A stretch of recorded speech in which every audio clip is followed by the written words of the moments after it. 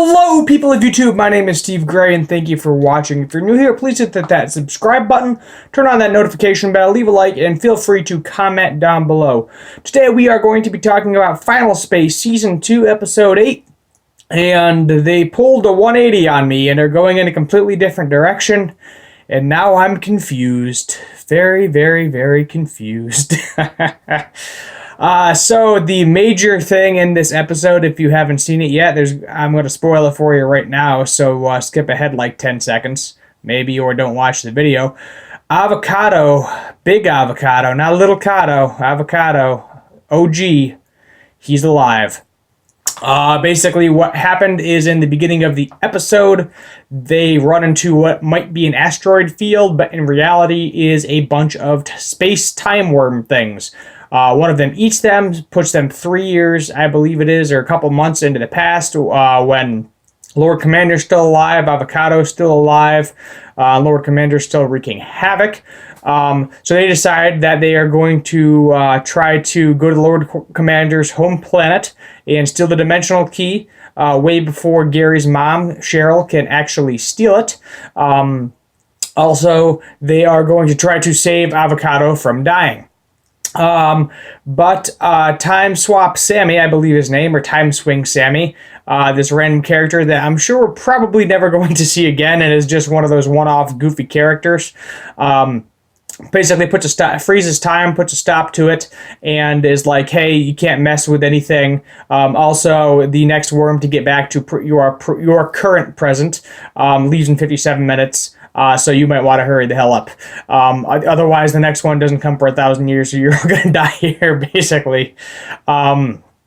So what I was confused with is why, if this person can travel through time, why didn't he just take them back to their current time? Instead of, saving Avocado and possibly messing up the cosmos in the process, poof. That's what he said. If you mess with stuff, poof, the entire universe unravels and goes into a giant cesspool of crap.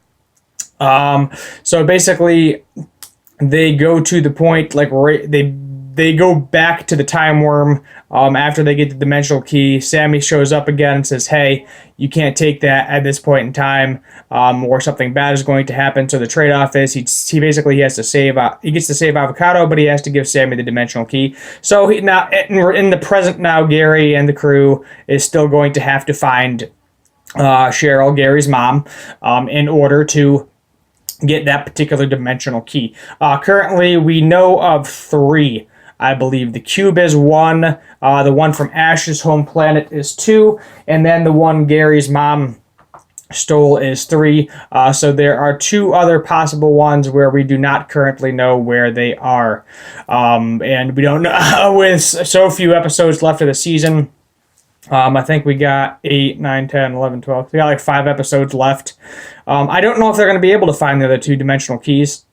Technically 3, because they have to meet up with Gary's mom, obviously. Then they got to find 2 other dimensional keys to open Final Space.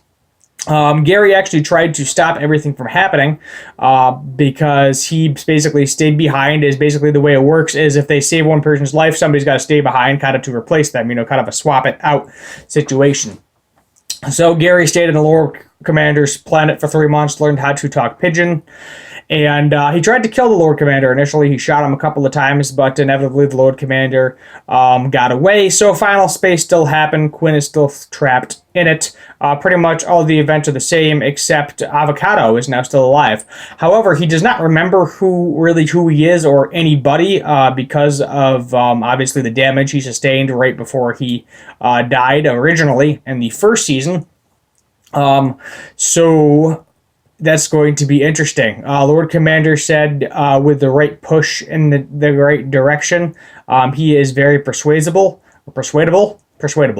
and that maybe he might actually be a threat to Gary and his crew. We're not really sure what's going to happen.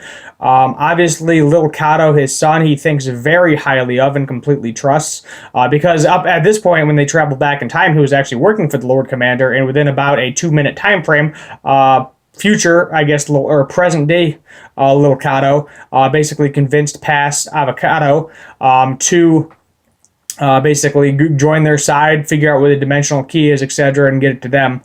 So it all set in motion. What was also cool is the meat suit or the human skin suit that Gary wore. He is stuck in one of them again in this episode, which actually kills the mom, which later he ends up wearing the mom's skin. So it sets a bunch of events in motion. Clarence then takes the dead mother, three-eyed blue large woman, throws it out the window into the dumpster where his past self finds the body. And he was like, yes, score. I love everybody's jealous that they're not me. This also Gary frees the past Mooncake so that way Mooncake can find Gary and help save him for future events. So we kind of learn how some of these things in the first season, basically the events happened. What I kind of like, I think they're called the Winterfells or something like that. The family where the two kids think Gary's their mom, and the dad's basically trying to kill Gary, which I'm sure we'll see them again. I feel like they are very much like the My Cabbages guy in Avatar: The Last Airbender, if that makes sense. Basically, Gary is just unintentionally ruining this guy's entire family the entire time, such as Aang and the crew were unintentionally wrecking the guy's cabbages the entire time. I thought that was kind of funny. I think that's kind of where it was, like a spinoff.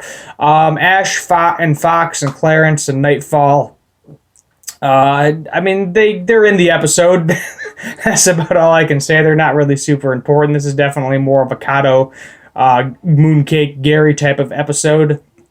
In the beginning, they are so serious. Super, super serious. Super serial, guys. I'm super serial right now. Super serial. They're playing the serious game, which I thought was hilarious, and then it actually turns into a serious situation with the time worms trying to get away from them. But that's basically the gist of this episode. Avocado is back. They still gotta get three-dimensional keys for Final Space. Will they get them this season? I highly doubt it. I can guarantee you we're going to leave on a cliffhanger. It seems to be getting a good following now at this point, by the looks of it. I mean, I got almost 1,000 views in my last episode, so thank you guys, the viewers. Yet again, don't forget that subscribe button. But I'm pretty confident that there will definitely be a Season 3 for Final Space, and I look forward to watching it for the most part. My name is Steve Gray, and as always, have a good one.